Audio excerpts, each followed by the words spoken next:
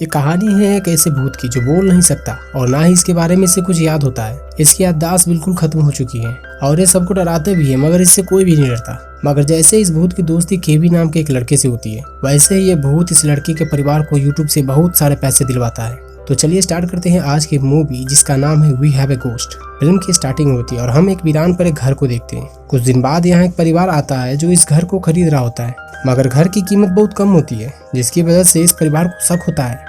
जिस पर एजेंट से पूछते भी है कि कहीं इस घर में कोई भूत प्रेत तो नहीं।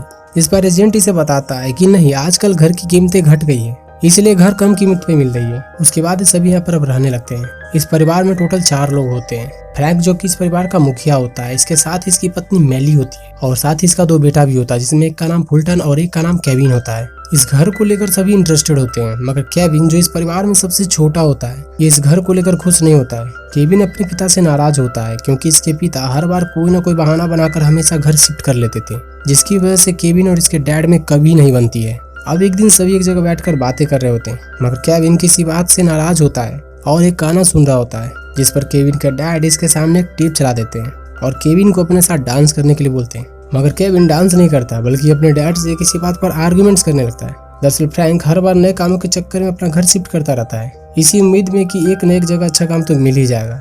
मगर फ्रैंक की इस आदत से केविन नाराज होता है और दोनों में आर्गुमेंट्स होने लगते हैं, जिसके बाद फ्रैंक यहाँ से चला जाता है। अब एक दिन रात को केविन सोया होता है, तभी उसके छत पर किसी की आहट सुनाई पड़ती है। छत पर कोई है ऐसा सोचकर केविन छत पर जाता है और जैसे ही केविन पीछे मुड़कर देखता है, इसे यहाँ एक भूत दिखता है। ये भूत केविन को बहुत डराने की कोशिश करता है, मगर केविन इससे डरने का नाम ही नहीं लेता है और उल्टा ये भूत का वीडियो बना लेता है और इसे डरने की बजाय केविन की हंसी छूट जाती है, जिसे देखकर भूत यहाँ से डरकर भाग जाता है। दरअसल भूत सोच रहा था कि वो केविन को डरा देगा और यहाँ से इस परिवार को भगा देगा, मगर ऐसा कुछ नहीं होता। केविन उससे डरने की बजाय उल्टा हंस देता है, जिसकी वजह से भूत यहाँ से चला जाता है। अगले दिन केविन अपने स्कूल जाता है। यहाँ केविन भूतों के बारे में रिसर्च करता है और कुछ देर बाद यहाँ इसकी मुलाकात एक जॉय नाम की एक लड़की से होती है। जॉय केविन के पड़ोस में रहती है। जब इसे अपने घर के बारे में बताता है, तब जॉय से बताती है कि ये तो एक भूतिया घर है, जिसके बाद जॉय यहाँ से चली जाती है। अब केविन उस भूत से मिलने के लिए फिर से छत पे जाता है और भूत को बुलाता है, मगर भूत यहाँ नहीं आता है। जिस पर केविन एक गाना गाने लगता है, जिसके बाद भूत इसके सामने आ जाता है और उसके बाद केविन इसको बैठने को बोलता है। केविन इससे पूछता है, क्या तुम यहीं मरे थे?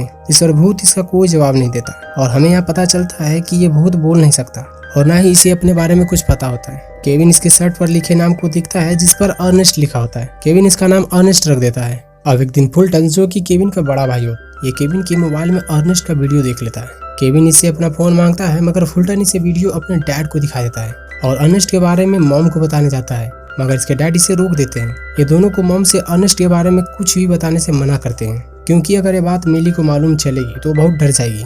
फ्रैंक केविन से इस वीडियो को ले लेता है और इसे यूट्यूब पर अपलोड कर देता है। इसके बाद फ्रैंक एक बार फिर से अर्नेस्ट का वीडियो बनाने छत पर जाता है, मगर अर्नेस्ट इसके सामने नहीं आता है। जिसके बाद केविन एक बार फिर से वही सॉन्ग गाता है, जिससे केविन इसके सामने आ जाता है।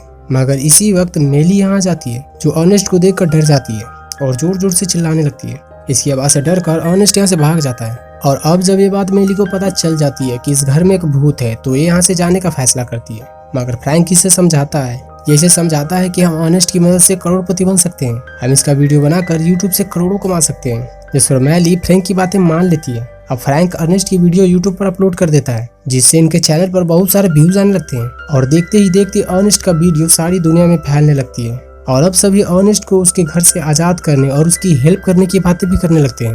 और अब हम प्रेस्ली को देखते हैं, जो एक भूत के बारे में रिसर्च कर रही होती है और जब इसे अर्नेस्ट के बारे में पता चलता है, तो ये CIA के एजेंट के पास आती है और बहुत साल पहले बंद हुए मिशन विजार्ड क्लिप को फिर से शुरू करने को बोलती है। दरअसल विजार्ड क्लिप वैसा मिशन होता है जिसमें ये लोग भूतों को पकड़ते हैं और इसके बारे में रिसर्च करते हैं, मगर यहाँ पर CIA का एजेंट इसकी बात नहीं मानता और इसे यहाँ से भगा देता है। इधर शहर के कई लोग अर्नेस्ट से मिलने और इसे घर से आजाद करने के लिए घर के बाहर आए हुए होते हैं। इधर केविन अर्नेस्ट की याददाश्त को फिर से वापस लाने का काम कर रहा होता है। केविन अर्नेस्ट को कई सारी चीजों को दिखाता है ताकि इससे अर्नेस्ट को कुछ याद आ सके, मगर अर्नेस्ट को कुछ भी याद नहीं आता है। अब एक दिन जॉय केविन से मिलती है और इसे अर्नेस्ट के नाम के एक आदमी के बारे में बताती है, जो कि इस भूत वाले अर्नेस्ट के नाम का ही आदमी होता है। यानी इस भूत का नाम अर्नेस्ट नहीं होता है, क्योंकि अर्नेस्ट नाम का आदमी जिंदा होता है, जो इनके पास में ही कहीं रहता है। अब ये सभी इस अर्नेस्ट नाम के आदमी से मिलने की सोचते हैं, ताकि इस भूत वाले अर्नेस्ट को कुछ याद आ सके।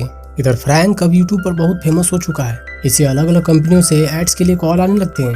अब ये अर्नेस्ट की मदद से बहुत ज्यादा अमीर बन जाता है एक दिन फ्रैंक से मिलने प्रेस्ली आती है। ये दरअसल अर्नेस्ट को यहाँ से ले जाने आई होती है ताकि अर्नेस्ट पर रिसर्च कर सके, मगर इसके पास कोई लीगल वारंट नहीं होता है, जिसकी वजह से फ्रैंक इसे यहाँ से भगा देता है। इधर केविन अर्नेस्ट को घर से बाहर निकलने को बोलता है ताकि अर्नेस्ट की सच्चाई मालूम पड़ सके, मगर अर्नेस्ट बाहर जाने से डरता है क्योंकि अर्नेस्ट आज से पहले कभी भी घर से बाहर नहीं गया होता है, जिसकी वजह से इसे काफी डर लग रहा होता है। मगर केविन इसे समझाता है, ये बोलता है कि अर्नेस्ट तुम अकेले नहीं हो, मैं तुम्हारे साथ हूँ, तुम बाहर निकलो ताकि तुम कौन हो इसके बारे में हमें पता चल सके।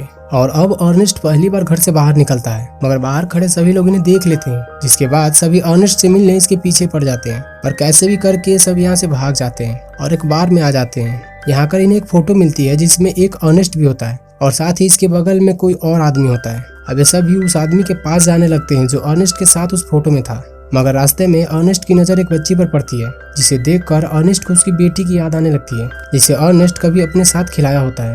और इसके बाद अर्नेस्ट इस बच्चे को छूने जाता है, जिससे ये बच्ची डर जाती है और जोर जोर से चिल्लाने लगती है। आसपास के खड़े लोग इसका वीडियो बना रहे होते हैं। इधर वीडियो प्रेस्ली को मिल जाती है और अब प्रेस्ली को अर्नेस्ट के खिलाफ वारंट मिल जाता है, जिसे पकड़ने के लिए प्रेस्ली केविन के घर जाती है, मगर यहाँ इसे केविन नहीं मिलता है। अब इधर केविन, जॉय और अर्नेस्ट तीनों उस फोटो वाले आदमी के घर आते हैं। यहाँ हमें असली अर्नेस्ट मिलता है, जो केविन को बताता है कि वो जो केविन के साथ रह रहा है उसका नाम रैंडी है और ये उस अर्नेस्ट की पत्नी की बहन का पति है। ये बताता है कि रैंडी की एक बेटी भी थी जिसका नाम जून था। एक दिन रैंडी किसी काम की वजह से बाहर जा रहा था, इसलिए अपनी बेटी जून को इसके यहाँ छोड़कर चला गया था, जिसके बाद उसका आज तक कुछ ही पता नहीं चल सका। और ये दोनों बात ही कर रहे होते हैं कि यहाँ रैंडी आ जाता है, मगर इतने में ही यहाँ प्रेस्ली भी आ जाती है और इसके साथ गार्ड्स भी आए होते हैं जो अर्नेस्ट को यहाँ से पकड़ कर अपने साथ ले जाते हैं। और अब केविन अकेला हो चुका है। रैंडी के बारे में सोच कर बहुत परेशान हो जाता है।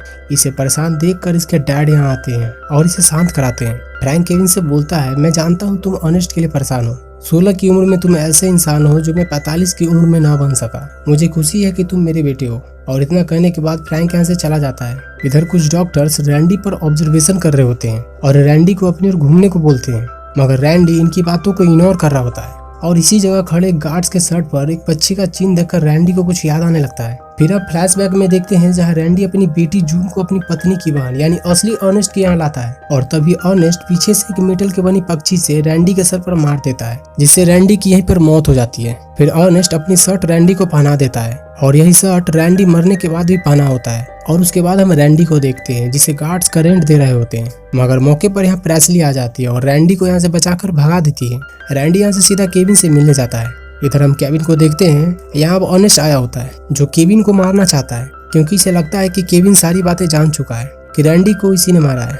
और जैसे ही इसे मारता है, इसी वक्त इसके डैड फ्रैंक और फुल्टन ही आ जाते हैं। केविन के डैड केविन को यहाँ से बचाकर भगा देता है और खुद अर्नेस्ट से लड़ने लगता है, मगर अर्नेस्ट इसे मारकर बेहोश कर देता है और केविन को मारने इसकी ओर आता है और जस्ट यहाँ रैंडी आ जाता है जो केविन को बचा लेता है। इसके बाद फ्रैंक अर्नेस्ट को छत पर से नीचे गिरा देता है, जिससे इसकी मृत्यु हो जाती है। और अब हम रैंडी की बेटी जून को देखते हैं जो रैंडी से मिलने आई होती है। रैंडी और जून एक दूसरे को गले लगा लेते हैं और इसके कुछ देर बाद हम देखते हैं कि रैंडी अब इस धरती से जा रहा होता है। इसका समय पूरा हो गया होता है और कुछ ही देर में रैंडी, जो कि एक अच्छा इंसान था, उस धरती को छोड़कर हमेशा के लिए चला जाता है। और इसी के साथ ये मूवी यहीं एंड हो जाती है। तो thank you guys watching for movie.